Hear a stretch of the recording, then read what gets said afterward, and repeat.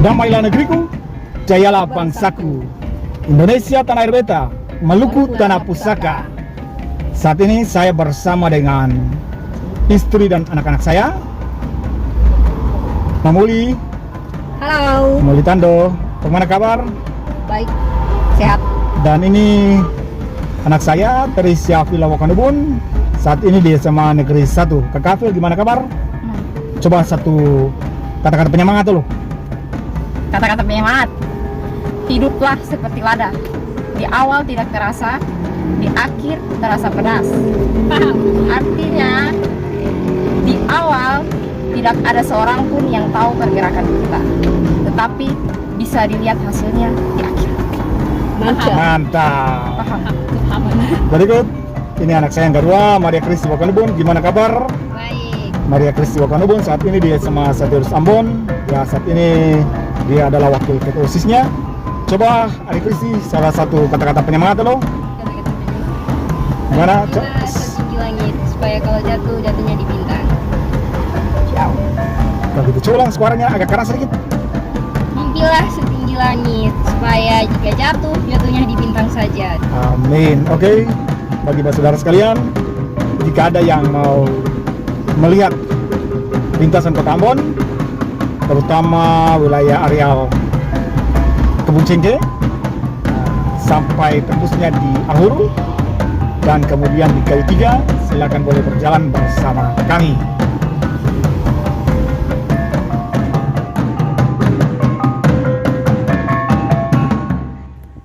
Kita memulai perjalanan kita dari areal MCM Maluku City Mall.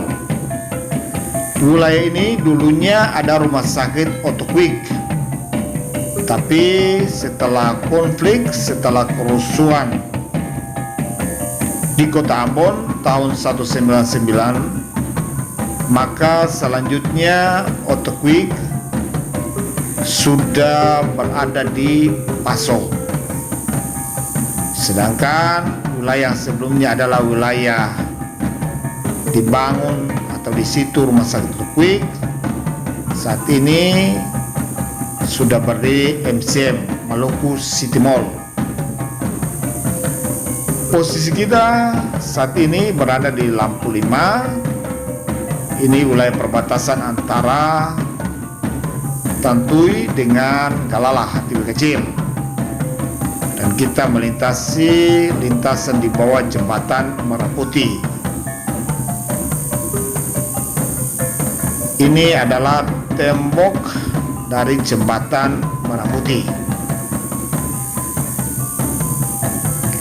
Jalan tampak sepi karena hari ini adalah hari Minggu. Dan saya senang mengambil wajah Kota Ambon terkini di hari Minggu agar kita tidak mendapat macet. Ini Aster, wilayah Aster.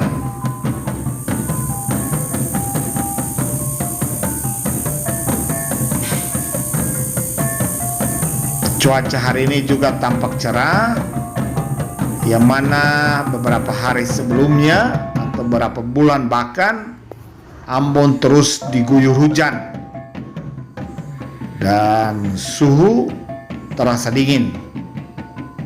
Tapi sudah beberapa hari ini cuaca mulai terasa panas. Sebelah kiri ini adalah wilayah perkampungan Kisar.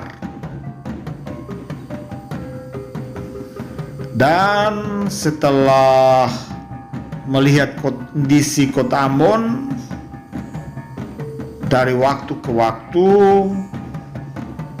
sekalipun guyuran hujan lebat, tetapi persoalan banjir tampak sudah mulai teratasi karena curah hujan cukup tinggi, tetapi di mana-mana genangan air tidak terlalu banyak sebagaimana misalnya terjadi di beberapa tahun sebelumnya, sekitar tahun 2011, 12, 13, 14.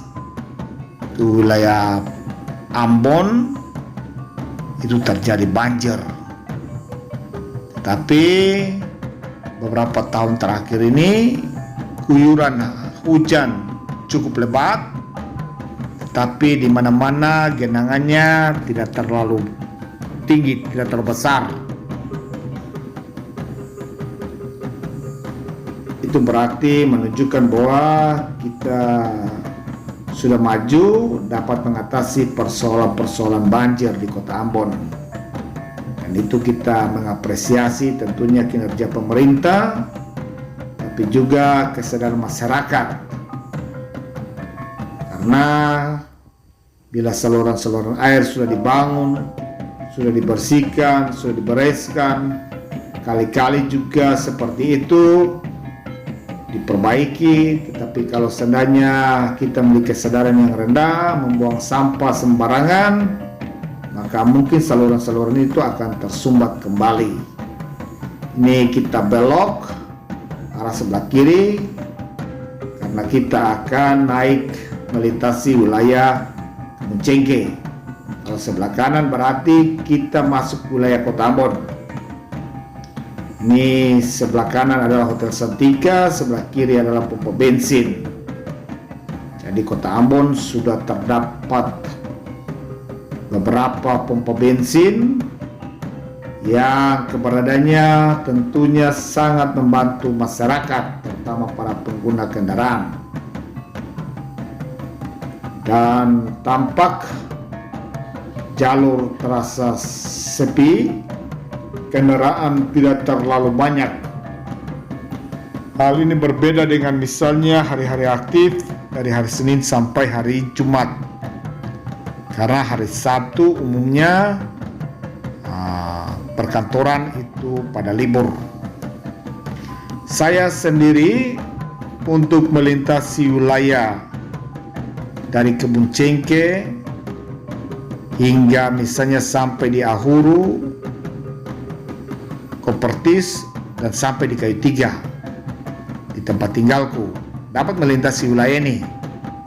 Tetapi saya lebih cenderung untuk memilih melintasi wilayah Batu Meja, Berbere, Kayu Putih, dan Kayu Tiga. Alasannya ialah bahwa karena memang jalur itu saya sudah terbiasa dibandingkan dengan jalur ini. Sekalipun tantangan yang ada hampir kurang persis sama, yaitu jalannya berbelok-belok, kemudian menanjak, kendaraan cukup padat, kemudian kiri kanan sedikit ada jurang dan segala macam misalnya. Tetapi melewati Kebun Cengke ini saya belum terbiasa, karena kalau jalur yang sudah kita biasa melewatinya, maka kita akan tahu pada posisi mana kita harus berpapasan dengan kendaraan lain. Jadi jalan sempit, padat kendaraan, tapi kalau seandainya kita sudah biasa melewati, maka kita tahu area-area mana yang harus tepat untuk berpapasan dengan kendaraan lain. Nah, misalnya di muka Alfamart, Alfamidi, nah itu biasa area-area yang agak lebar. Kita akan dengan mudah berpapasan dengan kendaraan lain. Tetapi kalau misalnya kita masuk ke satu wilayah areal lintasan yang kita baru melewatinya, maka tentunya kita dapat saja salah, keliru ketika menentukan posisi yang tepat untuk melintasi atau berpapasan dengan kendaraan lain. Dan ketika kita menentukan posisi yang tidak tepat, maka itu tentunya sangat berpengaruh terhadap kelancaran arus lalu lintas, menimbulkan kemacetan. Apalagi di hari-hari aktif, maka pasti pengguna kendaraan lain mereka pada bersungut-sungut, dan memang itu wajar karena kita tidak berhati-hati atau karena keterbatasan kita menyebabkan orang lain harus macet dalam segala urusan. Karena itu saya lebih memilih untuk hari ini, hari Minggu, hari bukan aktif, untuk urusan kantor misalnya, maka saya melintasi wilayah ini sekaligus memperlihatkan kepada putri-putriku, anak-anakku, yang mereka kelahiran Ambon, tinggal di Ambon sudah belasan tahun, tapi ini jalur yang mungkin pertama kali mereka melintasinya, setahu saya sebagai orang tua. Kecuali kalau mereka berjalan bersama oma misalnya, bisa jadi saja oma ketika mengunjungi Basudara sini melintas sini. Ini kita sudah mulai belokan masuk di wilayah Turun-Turun Gadiu.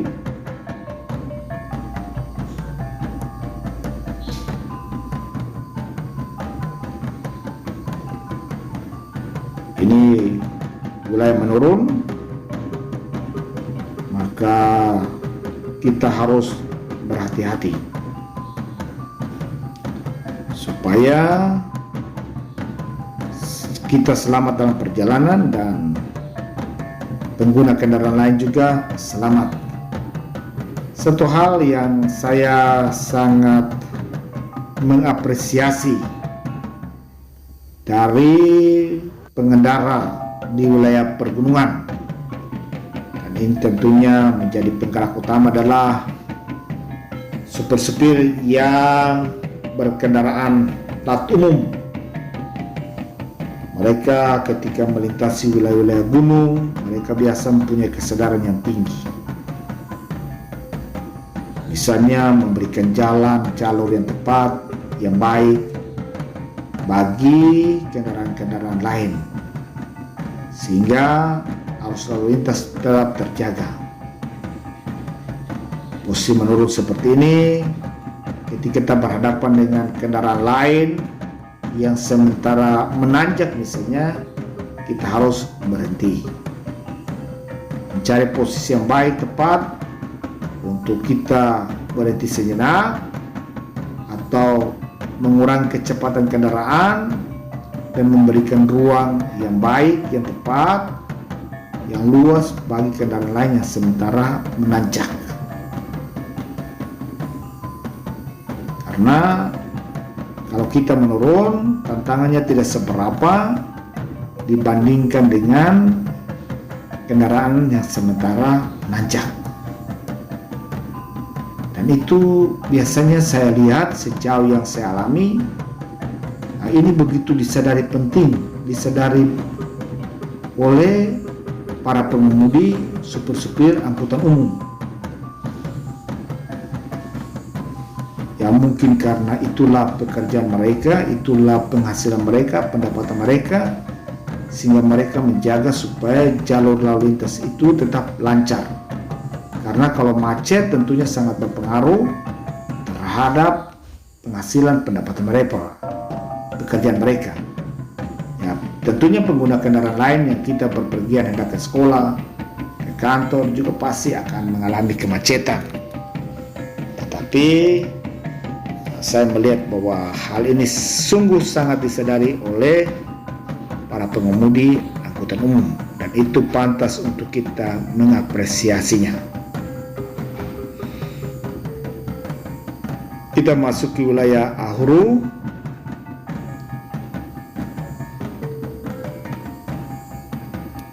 Inilah Ahuru, sebagian dari areal Ahuru.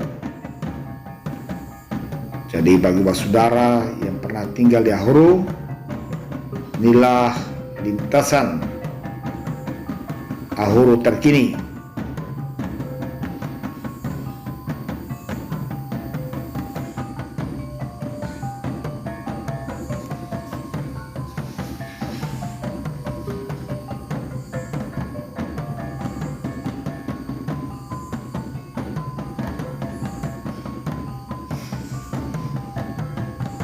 Ya masih tampak hijau-hijau, walaupun pemukiman penduduk dari waktu ke waktu pembangunan terus bertambah.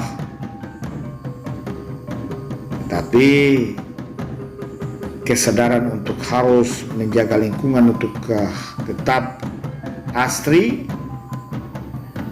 dengan berbagai pohon dan tanaman itu juga harus terus digalakkan sehingga lingkungan kita tetap terjaga.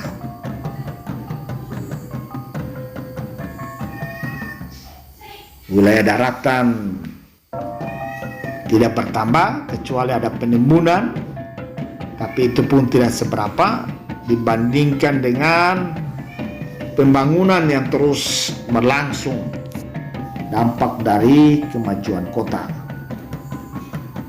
Maka keseimbangan lingkungan itu, lingkungan hidup harus kita jaga. Jadi satu sisi alam kita manfaatkan, perluasan pembangunan terus kita lakukan karena menjawab kebutuhan papan misalnya, tapi di sisi lain kita harus juga menjaga agar pohon-pohon yang berguna bermanfaat untuk memberikan oksigen O2, tapi juga untuk kesuburan tanah dan air, wilayah peresapan.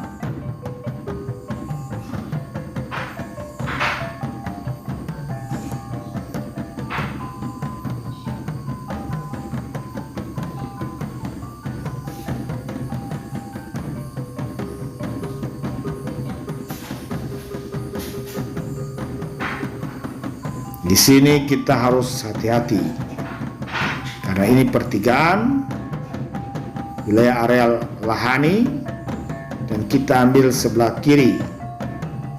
Kalau sebelah kanan kita akan tembus di Karpan dan masuk wilayah kota.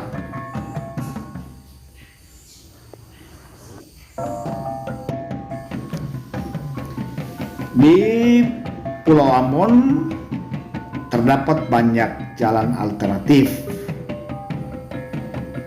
Jadi kalau misalnya kita hendak ke Kopertis, Konsalo, kita dapat saja melewati jalur Batu Meja, Kayu Putih, masuk Kayu Tiga dan tembus di Kopertis. Atau misalnya melewati Lin 5, Karpan, dan sampai di Kopertis. Atau juga seperti jalur tadi, Kebun Cengke, Gaduyu, Auhuru, dan Kopertis.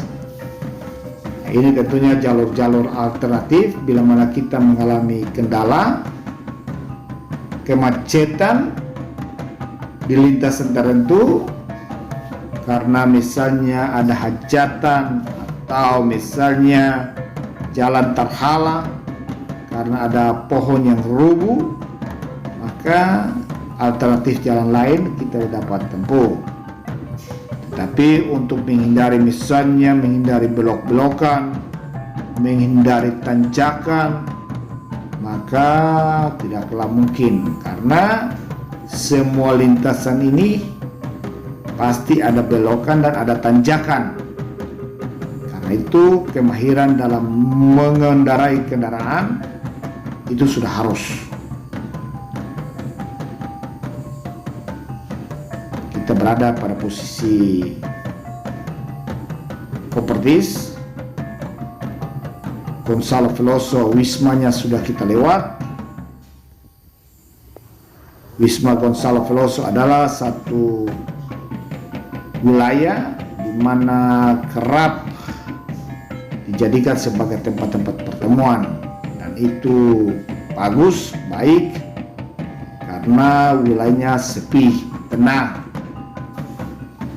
Fasilitas yang ada baik untuk kegiatan-kegiatan dalam jumlah yang besar, jumlah yang banyak.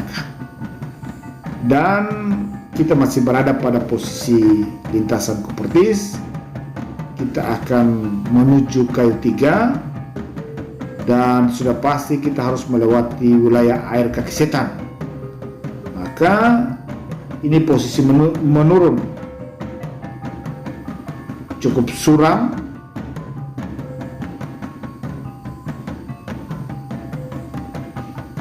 Jadi ini tanjakan menurun. Kita hati-hati karena ada kendaraan yang sementara naik. Nah, maka saya harus berhenti sejenak, memberikan ruas jalan yang cukup agar mobil truk boleh lewat.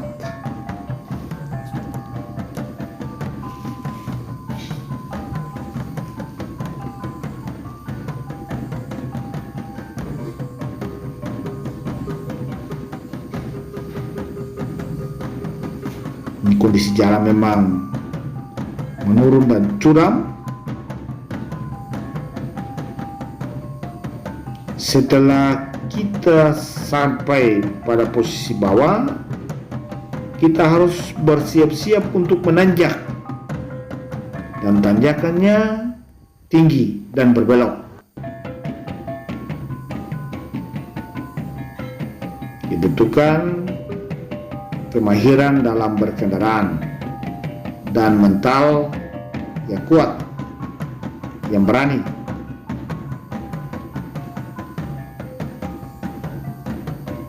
Terus menanjak dan bersiap untuk belokan. Belokan sambil menanjak, ya belok.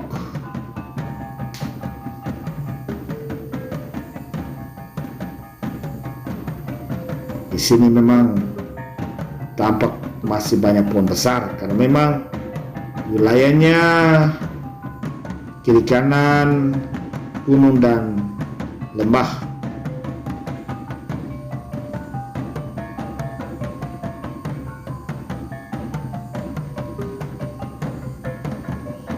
Kita masuki wilayah Kayu Tiga. Wilayah Kayu Tiga juga wilayah yang luas.